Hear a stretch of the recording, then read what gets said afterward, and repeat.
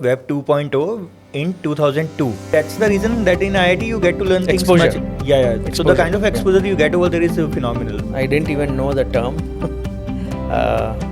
I think I probably had just learned the spelling of the word entrepreneur. Didn't know. And pronunciation? Pronunciation, no, not at all. For me, it was entrepreneur. Yes. Until the time you resign, they will just keep on listening to you. So, of course. But the moment you resign, they will understand कि हाँ, the guy is serious. I can put in money to him. The only mistake that you could do is being scared to fail, right? It's not that when people are... So that's when I started understanding that actually it's better that people are complaining. You complain about things only when you care. Why? Because the way I look at it, and that's what our Shastras talk about. कर्मण्यवादी का रास्ते में आप फलिश हो जाते हैं. Exactly. You are selected for a purpose. Something needs to be done and you are just a medium. What made you choose Wealthy Nivesh as your wealth manager?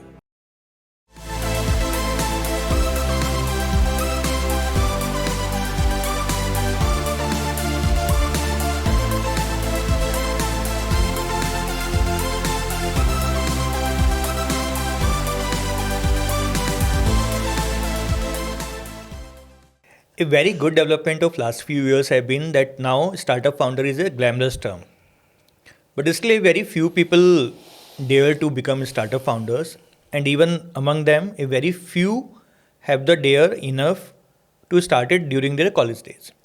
Today we have got Gaurav Tripathi with us, who is founder of two successful companies. He founded his first startup during his college days, and now he is founder CTO of Innoplexus, which is an AI-based life science company based out of Germany.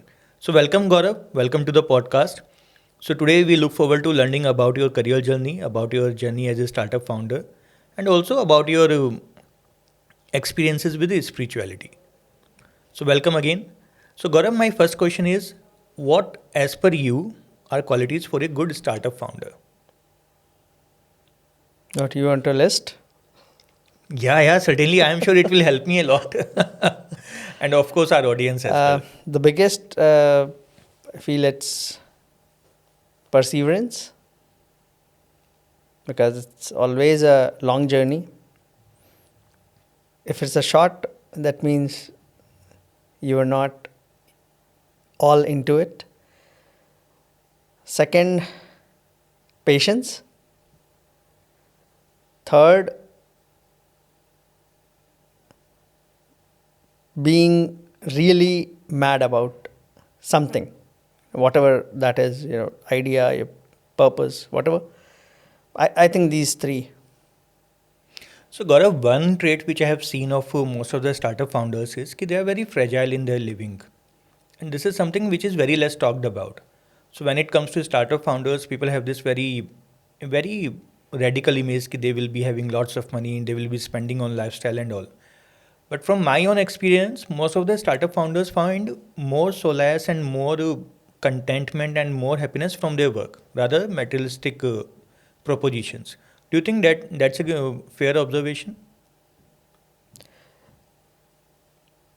See, wherever you see, and it's not just, we can say that in general, Indians will have the tendency to be more spiritual or look more this side. But if you look globally, and I've interacted with founders across the world, I think there is a phase beyond which every founder who's successful will realize that what it is said, it's the journey which is the reward, and there is no material reward that can even come closer to it.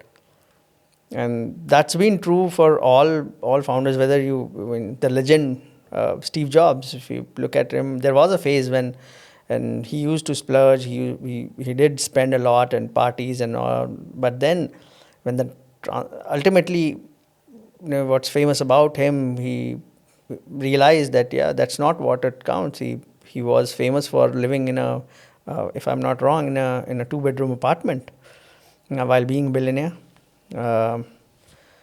Same you see about a lot of again, that way, not a startup founder, but then extremely one of the more richest people in the world, Warren Buffett, still lives in the same apartment.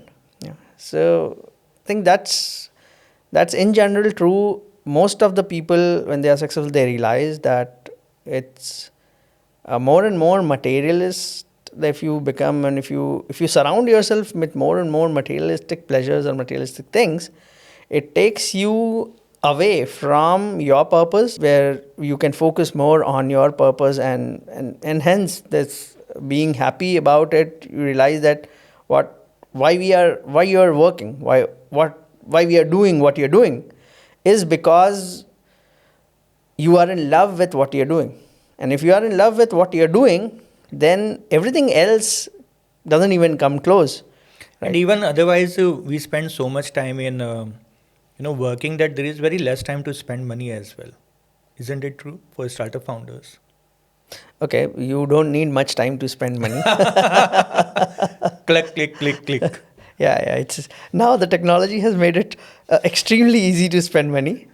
But yes, I agree with the point that even I, most of the time, I actually wonder, when, like, I know, there was a time when I didn't have money, and I used to, when I was much younger, I used to think, yeah, when I'll have money, probably I'll do this, I'll do that. And then when you have it, then it's like, I even wonder at the futility of it. Like, okay, even if I buy something, what difference is it going to make at all? Right? And then I actually, I think I don't go to malls, I don't go to stores, etc. Where, and that's where I see that I end up getting what to do. Yeah. So in a way, see, you can say that they live for the purpose, not for the money as Yeah. such. And that's the purpose which guides them throughout all the issues and problems that keeps on Yes. coming during the journey. So like you said, we used to dream when we have money, we'll do this and that. A very common anecdote during BTech days was when we will have salary of 1 lakh rupees, then we'll do this and that. And as soon as we got 1 lakh rupees salary, it was like, what is this? This is nothing. So probably it's also a never-ending race towards the money. Money is never enough. Money is never enough. Great. So Gaurav, moving from generic to more specifics, if you can take us through your career timeline, in which year you passed out, what you did post at, where you worked, how you built this company, some of it, if you can take our audience through, and also what has been your major learnings through this journey. Okay, so in 2005, in my final year at IIT Bombay, and I decided not to sit in placement because I'd already started up. And So वो किडे शुरू से ही थे. Yes, completely. and yes, in fact, I recently met Professor Abhay Karendikar, and I got the opportunity to thank him. He has been one of the person who I can credit for turning me into an entrepreneur, because 2001 I entered IIT. 2002 was when I heard about the term startup, and and his was one of the companies which was one of the startup Isodis networks, and there was so much buzz around it, and think that there's so much of technology that being done, and that got me thinking that yes, what would be really cool is to start a business or have a startup. That definitely was in mind. And how's been journey since then? So if you can take us through your first startup journey and then second startup journey, in between if you worked somewhere, all those experiences. So yeah, the first startup, it was really when I didn't even know the term. I think I probably had just learned the spelling of the word entrepreneur. Didn't know. And pronunciation? Pronunciation, no, not at all. For me, it was entrepreneur. Yes. Great. Same for me as well. And didn't know the term seed, angel, VC. So there is a saying about it that for people like you and me, who don't come from very fancy schools, very English medium kind of schools, we lack on pronunciation because we learned English by reading, not listening or speaking. So probably that defines why we struggle so much on pronunciation and accent. Yes, correct. And when I realized, I decided to solve. So that's where watched a lot of movies and all of the French season, because you needed the American accent. So did you succeed? Yeah. Great, great. Sorry, you were telling about Yeah, the so journey. 2005 finally itself launched that, and was extremely just fortunate that in spite of all my arrogance and naivety, um, was blessed to have really good friends, great friends around me, who supported, and seniors, and even the alumni network. My investors were IIT Bombay alumni itself, and one of them, Shekhar Kulkarni, he was the prime force. He was the guy um, who really got that confidence into me that yes, I whatever it is, yeah, you don't need a fancy degree, or you don't need have a ton of experience to succeed in business. Yeah, all you need is hard work, and that is the confidence that he instilled. And we started, and at that time it was the web 2.0 was just around coming in, and there were very exciting things happening. It's like all of these what we see today, YouTube, Facebook, they had just come, they just start coming, and for us So as well that's it the was a difference between IIT and non-IIT. So you learned about Web 2.0 in 2002, correct? 2004 actually. Yeah, 2004, let's say 2004. Yeah. 2004. I learned about Web 2.0 when I joined Infosys in 2008. So probably that's the reason that in IIT you get to learn things much. Exposure. Yeah, yeah. So the Exposure. kind of Yeah. exposure you get over there is phenomenal. Yes. No, I agree 100%, because I can say that being in IIT and sitting in that computer room in the hostel, that was actually a window to the whole world.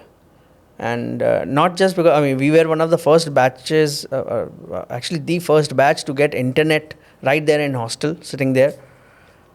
That opened the world of possibility. And second, because you were able to now interact with your seniors who had just gone to US, working somewhere, or they're in a university. And for example, very very simple thing like Orkut, we were one of the first Omegle. set of people to get access to it. Gmail, yes, that magical thing that at that time people literally used to struggle to get an invite, because Gmail, the way they had launched, you needed an invite to create an account, and we had it. Yeah, so yes, definitely, I'll say exposure is probably the biggest thing that IIT provides. Yeah. Great. So you built this basis your exposure to Web 2.0. Yeah. And how did the journey go? So we, as with all startups, right, we also had dreamed of building YouTube of India, and had really, had focused very much on tech, and this and that, and building, and we were successful on tech. uh, so one of our mentors was Ajit Balkrishnan, CEO of Redef. He used to come to IIT, and I used to be that student always who used to catch him after the session and start asking questions. And so he thankfully, he agreed to help. And he always used to say that, great that you guys are doing. Why don't you step outside the campus and, take a look at the world? It took me some time to understand what he meant. Yeah, because when we actually, when we had launched the service and we were looking at the traffic, we were ecstatic to look at that. Yeah, we were getting a lot of mini views and everything. And that I'm saying, really in that time, in 2005, 6, at that time, 6, 7, that time, the traffic was huge by my metrics, that we literally had servers crashing. But the traffic was coming only from campuses, college campuses, and that's when we realized that college Access to campuses are the only places where you had internet, Internet to access. watch videos at that bandwidth. And that's what then it said that, okay, whatever At kind 20 of kbps. uh, no, IITs, like all IITs had extremely good internet already in Mbps that time, but outside of it, and that's where we could see that yes, probably people will get internet in about 3 to 4 years time. And looking back, we were actually right, because 2009-10 is the time when people started getting it. So I remember I learned patience from the speed of internet at my college. All those buffering of videos, buffering of Yes. files. Yes. So we have, so like a typical would be कि आज movie लगाइए download पे, सुबह तक हो जाएगी, और अगर सुबह तक भी नहीं हुई, बीच में कहीं अटक गई, तो सुबह उठ के पता चलेगा. On that front, I can say yes, we were extremely lucky. Lucky. Because one, But you deserve it. but one that in general in IITs we had a great internet and connectivity. Second, we had a few seniors who were an expert. Like one of my seniors, he was like, so in IIT everything is student run. So even the internet networks and hostel networks, they were actually student run, managed. The system administrator used to be a student. And one of my seniors, a dear friend, he was one of those top guys. He actually used to show me on his machine. See, you want to see speed? See, and literally, he used to just hack around and show that he's able to download a movie in seconds. In those years. Yes, in those years. So literally, like 100 Mbps plus speed and reaching. So was phenomenal. So Gaurav, we are again and again digressing from the main story. Yeah, sorry. Yeah, so it went. I mean, we tried through different ideas, YouTube, this, that, and then when we realized that it's only college campuses, how will we monetize? Because at that time, the only monetization model that could come to mind was ads. For that, you needed a much bigger slice of traffic. Ecosystem. And then we could see, okay, probably it will take time, but then what do we do for 3-4 years? And that's where again, and we tried different ideas, but in the end, of course, we had already got a few team members. We had raised some fund. We had to make this into money making business, and that's where again, that's when again Rediff actually helped, because Rediff said, why don't you guys help us build some of these things?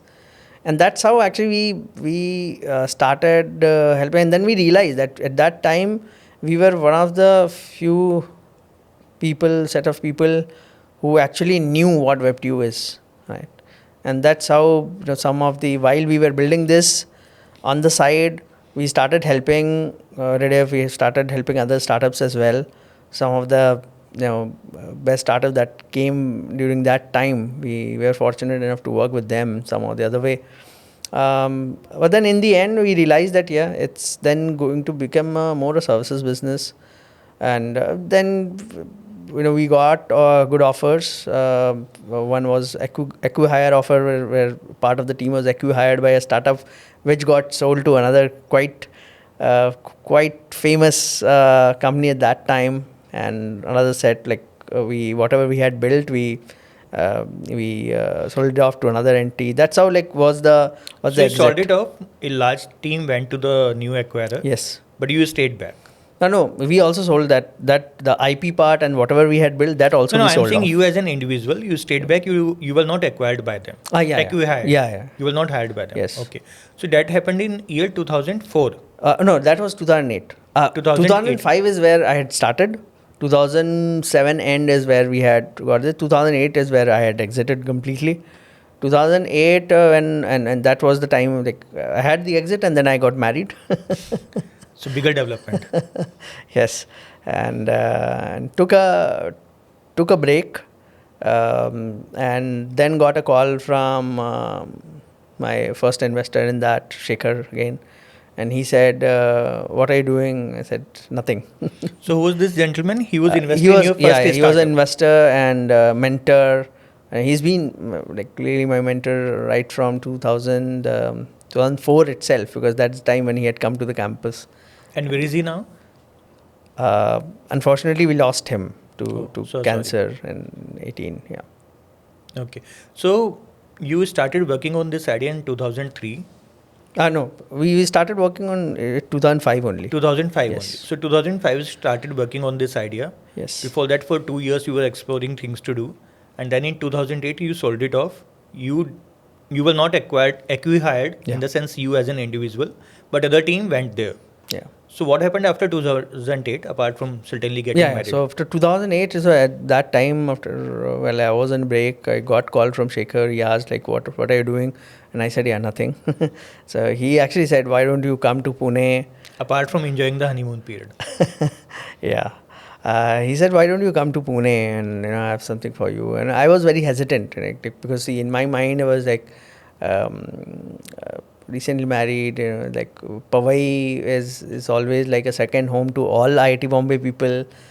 And I was thinking, okay, why? What's there in Pune? Why I should come to Pune and not stay back in Powai? Sleepy town. Right.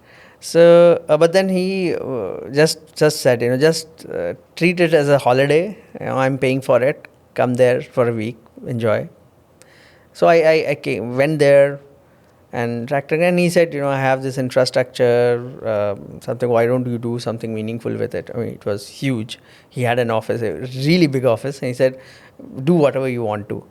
And at that time, I really didn't have that many ideas or anything. I said, okay, fine. The best bet is while enjoying my time, can run services. So that's how I was running a services firm there. Did it for almost 3 years, and in 2011, I got a call from Gunjan, my batchmate friend from campus times, and that's how. So he called and said, let's do something together, and that's how Innoplexus was born. Although the trigger was more like. And what had Gunjan done before 2011? Between 2005 and 11? So he had moved to Germany. He did his masters. He was working at Ernst & Young, then BCG, as a consultant, in different areas. And one of the areas in which he had started working was in life sciences, and that's where we had been. So we have been practically like speaking. Even when he left the campus, we have been talking like every second or third day, right? So we were very close. And your wives were okay with it? Yeah, they are not. They are not okay even now. Like, we are always blamed that we speak to each other much more than we speak to our wives. That's a fact. I can understand that pain.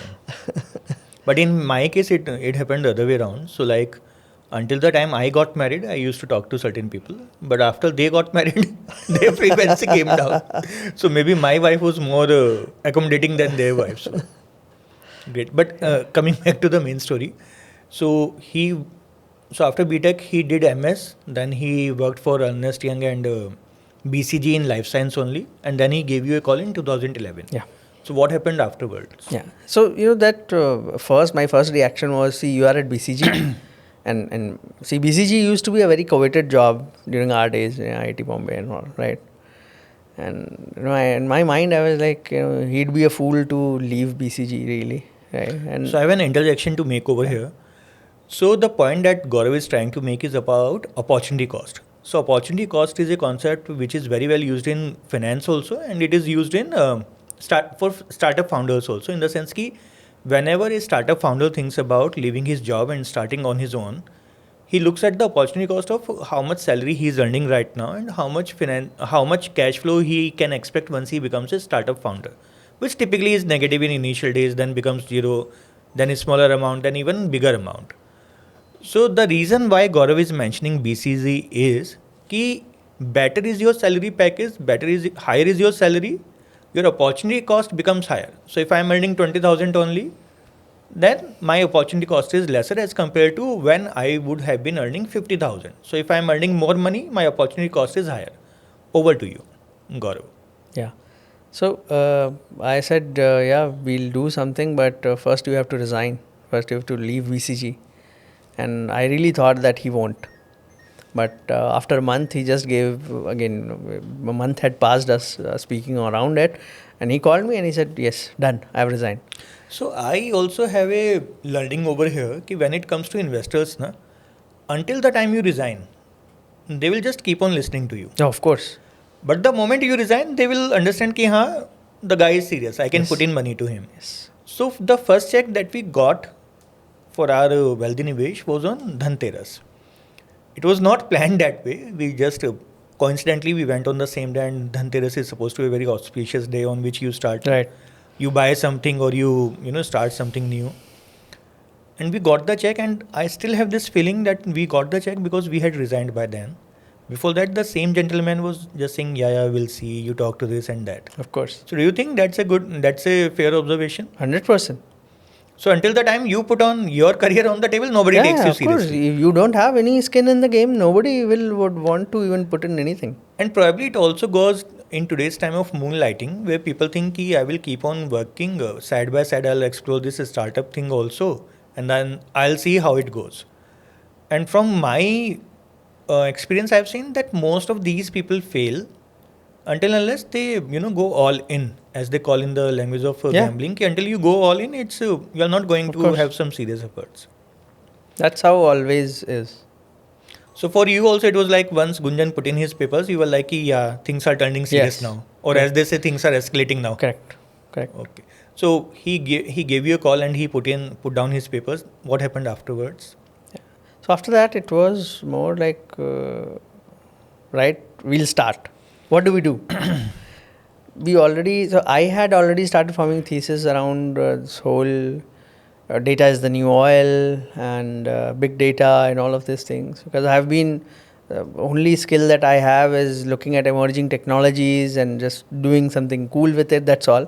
So I was always at the cutting edge of things, what's happening, which new technology has come, what is, and I could see back then the things which were coming, where I could see that there is something big that's going to happen around data. So that was said, and he agreed because in his consulting experience as well, he been seeing that yes, data as a theme is working actually. And then it was, what problem statement do we pick? And there, in our discussion, so Gunjan's friend, his first boss. So in your case, you first decided that you will become a startup founder, and then you searched for the idea. Not idea, like idea in terms of that yes, we will do it around data, that was there, but what do we solve? Specific part. Yeah, that we had to, and that's where we found a calling in healthcare, because we had already seen Gunjan's friend, his first boss, and a mutual friend actually, I knew him as well. His boss as Ernst & Young go through the journey of cancer. And that, because Gunjan first-hand experienced it, and I heard from him, and I was already seeing cancer as a challenge around. And that's why he said, okay, healthcare is a tough problem to solve, but an extremely important problem to solve. And this will have a huge impact. Right? So that's where we said, okay, let's look at it. Yeah. So using data to solve healthcare. So Gaurav, there was one phase from 2005 to 8 when you built and sold that first startup of yours. Then 2008 to 11 when you did services job, and now the real phase starts 2011 when you start working on this journey, which still going on. So just give us an idea how this journey developed from 2011 until now. So it's in 3 phases. First phase was the bootstrap phase, 2011 till about end of 2016, where it was more about just seeing whether our hypothesis around data, healthcare problems, the space, whether it's working or not. And we had, in our own way, we were very adamant about building a profitable business first, and then raising funds. Scale it up. And then raising funds. We didn't even think of raising funds till we were profitable with multi-million euro revenue. And so that was the phase in which we quickly learned, okay, what are the problems, how to even build a business. And in that, again, we went through the cycle of highs and lows, and that phase proved to us that yes, the space is good, and in terms of technology, data, everything that we were thinking, we actually realized it's much bigger than what we had thought. Yeah, and really we could see that with this we could really be in the world's top companies in this domain. So that was first phase. Second phase from 17 till about 21, 20 roughly, and that was the phase when we were looking at what direction should we look at scale, and what would be the business really, and in terms of products, technologies, what all would be there. That is the phase that's where we became NVIDIA partner. Again, one of the wisest decisions I think I took, that partnering with NVIDIA. We were one of the first companies globally to use GPUs in life sciences. In that year? Yeah, in 2017, 18, when we got the GPUs, we were the first in Maharashtra, about 6th or 7th in India to get those. In that time it was such a big deal. We bought 2 DGX that the India head Vishal Thupar, he met me, and everything. It was such a big deal. Yeah, because there was almost zero awareness around GPUs. In fact, when we became NVIDIA partner, they didn't have a partnership program in India. We became partner via Germany only.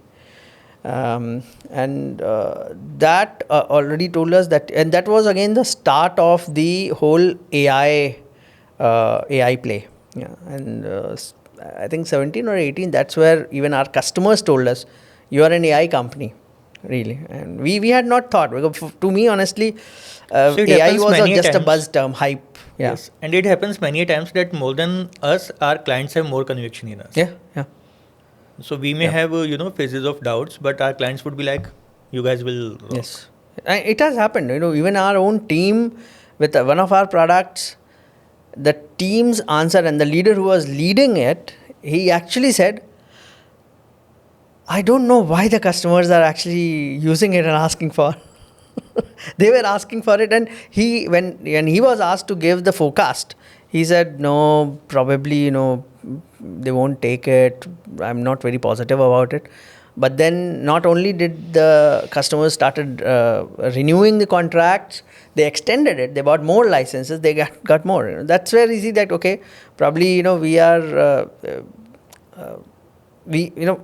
complaints are part of it. Right? It's not that when people are, so that's when I started understanding that actually it's better that people are complaining. You complain about things only when you care, because you have a hope that it will get improved. If you don't complain, you're not. That means yes, you're not even going to use it at all. As So happens that in was marriage also. yeah. So that was the second phase, in which again, and one of the big things that we did was getting around the structure wherein we put up the holding Partex. Partex came in, Partex acquired majority shares in Innoplexus. We continue expanding With Partex, we acquired a biotech company, a lab in Germany. So that gave us more width into the business, because now it wasn't only just the pure technology play. We were a serious play in life sciences, because we understood how exactly the drug discovery, drug development, what's happening in the lab, all of that. That was the second phase. And third phase, So where what they we call are backward now. integration. Yeah, exactly. So this second phase was from 2016 to 2000. 17 to 21, roughly 22. Yeah. Okay, and post that. And third now one. we are in third phase, where since 2022, now we have seen that yes, again a realization that this is going to be even bigger than what we had thought. Because when we look at now our peers at Partex, the companies that we look up to or that we look around, they're not too many companies. There are just a handful of companies which are working in this realm. Almost all of them have raised much more money than us. They are burning much more money than us, and the feedback that we get is that yes, whatever they have and what we have, we are the most capital efficient, no doubt, and we are also extremely fast. That yes, we don't claim that we know everything and we are 100% right, but we know if we realize where we are wrong, we are able to rectify it really fast, much faster than others. And that's where we are now as Partex, that we are looking at now. Extreme again, really fortunate that we are backed by some of the largest family offices around the world, some of the very big names In at India Partex also. and in India as well. And honestly, we had never thought that we will have backing from such level of people, such kind of people. But that again, is their conviction is in the vision, and the problem that we are solving and the way in which we are solving. We are not saying that we are the brightest folks on earth who will come up with a new drug. No, what we are saying is the whole process is inefficient. We will just solve the inefficiency, and in that process, we will help the industry to come up with drugs much faster, which will save millions of lives. Right? So that's. So we can say there was one foundation phase from 2011 to 16, then consolidation phase from 2017 to 22, and right now you are in inflection phase. Yes. When you are looking at higher growth. Yeah. This is whatever you have built until now. Okay. So Gaurav, now moving from your journey as an entrepreneur to the part that you play over there. So the discussion that we had in our office also, that you are a graduate BTech from IIT Bombay, which is supposed to be the one of the nerdiest degree to do at your graduation time. And you are nerdy. You are in technology, you are nerdy. But I always respect those people who are both nerdy and good business development sales side also. You're one of those very rare people. And unfortunately in India, we have this perception like maths and bio are completely 180 degree, which again you have broken because you are into life sciences. Similarly, business development and technology guy are completely 180 degree. So as a co-founder, how did you break that kind of a stereotype from inside? So I remember you said that during your BTech time only you used to approach people and you used to keep talking to them. You used to keep asking questions to them, and typically these people end up asking some stupid questions also, and then they go back. They are like, "Ki maine kya pooch liya?" And then sometimes they stop doing that. But you didn't stop doing that. So how do you in a sense become accustomed to this idea that apart from technology you will also have to do sales kind of work and business development kind of work? So, and I'll tell you the reason for this question as well. I remember when you had a meeting with one of the biggest industrial houses in the country, that was with their family office. You had this childlike kind of happiness telling me ki, I got to meet this person and let's see how it works out. So whether it works out or not, that's different. But you had that childlike kind of happiness which any typical salesperson has when he closes the deal or when he opens the deal even. So again, my question is same only, ki how being such a nerdy guy, you became so good at this work also. How do you motivate yourself doing this work also? I think the biggest thing what I learned or what got instilled was not to be afraid of failure at all. Yeah. And my full thanks to my professors at IIT Bombay who actually failed me. And I had this conversation as well when I remember once when I was crying in front of a professor because he had failed me, and he actually said, why are you crying? You will pass it, fine. What difference is it going to make really? And it's good that you realize that why you failed, you'll succeed, don't worry. And in business, that's what I learned, that the only mistake that you could do is being scared to fail. Yeah. And once you have got that burden over that, if you're not scared to fail, what it means, you're not scared to be called an idiot, stupid. You're not scared or worried about that, oh, ये मेरे बारे में क्या बोलेगा, वो मेरे बारे में क्या सोचेगा, वो मेरे ऊपर हंसेगा, ये वो कहीं ये मेरे बारे में बात तो नहीं करेंगे, वो you are over and beyond all of that. And that is where I think that's when things happen. Because now that in my lifetime I have had the opportunity to interact with some of the best people in the world, most successful leaders in the world, I realized to see everybody looks for that authenticity and genuinity, and that comes from the heart, and that is, when they also see, and I have seen, think when in the journey you persevere, and they also see and they appreciate and respect, right? That I mean, one of the very much industry leaders, I actually didn't imagine he would say that to me. When he saw me recently at one of the meeting, he actually said, "Tripathi ji, how are you?" And whenever I see So your post, that was the I have arrived moment for yeah, you. I mean, whenever I see your post on LinkedIn, I do this. Yeah, that was so humbling to listen to. Like, I had never imagined that. First, he even remembers my name. Second, that he's actually looking at my LinkedIn posts. So one should also keep on checking who is liking your LinkedIn Yeah, post. exactly. Correct. Yes. So another unique thing about you is ki apart from being a successful entrepreneur, you are also very much into spirituality also. Now again, a very common perception. I'm not saying it's it's a perception shared by everybody, but a very common perception is ki in the ruthless world of being a startup founder, you can't afford to be a spiritual person. As they call animal instinct, you need to have your animal instinct over there. So what are your views about this perception, and how do you differ on this perception? Is it correct or not? If not, how do you think it's not correct from your own experience? From my experience, and at least what I have seen around me and interacting with different leaders, I think it is actually one complements the other. One is absolutely necessary for the other.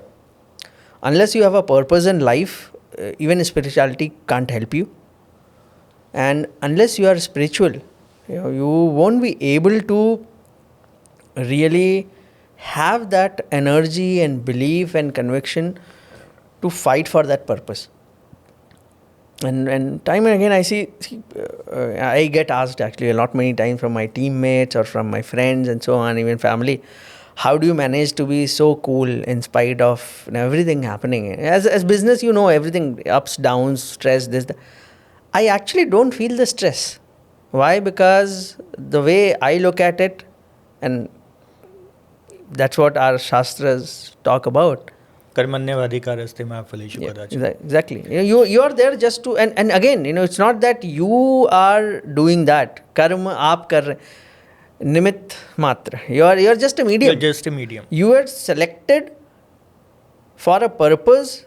Something needs to be done, and you are just there because So a lot of such wisdom or knowledge was written in our books thousands of years back.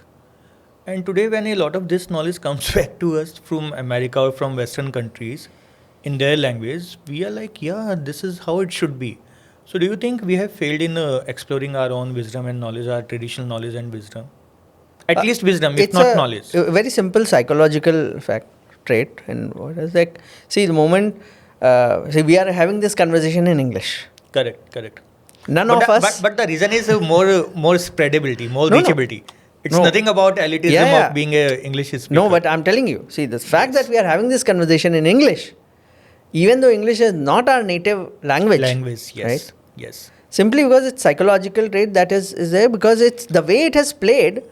First, in our culture, the way we grew up, and I'm sure it's same with you, it got imbibed onto us that unless you speak fluent English, you're not elite. You're not elite, correct? You're not educated even. And that is how that, because our scriptures, they are in Sanskrit, Hindi, right? For us, by default, psychologically, it is that when you are reading, and there is some research around it already, that when you are reading something in Hindi versus something in English, exact same text, same thing, you will tend to value what's written in English more subconsciously. It's not consciously. You may even say that yes, ये तो same चीज लिखी हुई है Hindi English में, ऐसा क्या अलग लिख दिया? But subconsciously it will play. And the biggest tragedy is in spite of the fact that not only Hindi or Sanskrit, almost all our languages are very rich. Yes. very scientific as well. Unlike English, which is very unscientific. I'm sure lot many people will not be even aware that English is supposed to be an unscientific language. Completely unscientific. Yes. And Indian languages are supposed to be much more scientific. Yes. So one of the things that I was reading somewhere that pronunciation of Sanskrit is same everywhere, irrespective of the weather, irrespective of the geographical, irrespective of the biology, pronunciation remains same. Yeah. And whosoever reads Sanskrit, they speak the same pronunciation, same Yes. accent, Yes. irrespective of their accent or Yes. mother tongue as well. Now coming to another topic which is close to both you and me, India, the civilizational state. Now due to the very polarized times that we live in, right now if you talk about politics or the strategy or geopolitics, everybody will fall under either of the two brackets. There is no gray area, there is no subjectivity, objectivity, nothing. It is either anti this or pro this. Correct? So the casualty of such situation is that there is no proper analysis of the situation, analytical analysis which typically engineers do. My understanding is that we are witnessing the best times of India, and this century is certainly going to be India's century. In 10 years, we have moved from 12th or 13th place on GDP rank worldwide. We are currently 4th, and in 2-3 years, we will be 3rd as well. Third year. So within 10 years, global rank of GDP of India became better from 13-14 to 4, and soon it will be 3 as well. And recently when this data came out that now we have beaten Japan on GDP, there were lots of naysayers saying that we are still much worse on per capita GDP. And then I digged out numbers in last 10 years, Japan's per capita GDP has come down. Ours has become more than 2 times, almost 3 times I think. So do you think India as an idea has arrived and we are looking at best of the times India economically, geopolitically, and of course on global stage as well? What are your views on the same? Oh, I'll say the best is yet to come. It's really we are just in the times when we are witnessing the rise of a great civilization. Now is the time. We will see the best in over the course of our lifetime in the next 20, 30, 40 years. Yeah. Why? Simply because lot many reasons, or whether you look at philosophically, spiritually, perfectly, all of it. Civilizationally, we have been the only people who have been saying Vasudhaiva Kutumbakam, and what it means really is we only are the people who have a thesis on having a world without conflicts. And it's not just conflict between man and man, woman, whatever, but yes, conflict with any other living being, whether it is, being in harmony with the nature, being in equilibrium with the world around. And then we have fancy terms like globalization, climate control, blah, blah, blah, which we have been doing for all this while. Yes. So again, because you mentioned about living harmony with nature. So our per capita greenhouse emission is 2.1 as of now. The world average is 4.1. So we are almost half of what world is, emitting on per capita basis. But because of our large population, we come one of the major contributors. But every time you look at, Paris conference or any conference on climate change, everybody is like, control India, control India. And, sometimes we give in also. So do you think there is also a very high sense of self-righteousness which is proving bad for us as a country, as a society, that we want to be right every point of time, morally right? I'll say we still lack the confidence. Most of the people still lack that confidence that we are right. Why? Because they haven't yet understood why we are right. They think we are right only we should say we are right only because our leaders are saying so, only because few people are saying so. No. I'll say discount you do everybody. Your own research. Yes, do your own research, dig into it, experience it yourself, study it, and then you will come to the same conclusion, we are right. Great. So Gaurav, we discussed about your journey as an entrepreneur. We discussed about India. We discussed about spirituality. We discussed about civilization values. and on global stage as well. So my last question to you, what made you choose Wealthy Nivesh as your wealth manager? You, my friend. But I don't think you are so friendly that you will give in money without looking at the expertise, etc. See, expertise wise, see, I mean, the team at Wealthy Nivesh is, of course, fantastic, right? I'm not even throwing in the IIT and everything, no, of course. But yes, team has been great because I have seen you guys right from the start, right? Practically started off in front of me. And I've seen, how diligently you have built it, kind of conversations you have with people around, right? And of course, the expertise in terms of when evaluating the opportunities, right? I've seen it. That's what. And but for me, still beyond all of it, you, Ankit, as a human being, for me, that's a very important point. That you are someone who I can trust, right? So yeah. But you have been satisfied on returns part, on the engagement part, which are very typical of wealth management. Oh, definitely. Great, great. Otherwise, I won't be sitting here with you.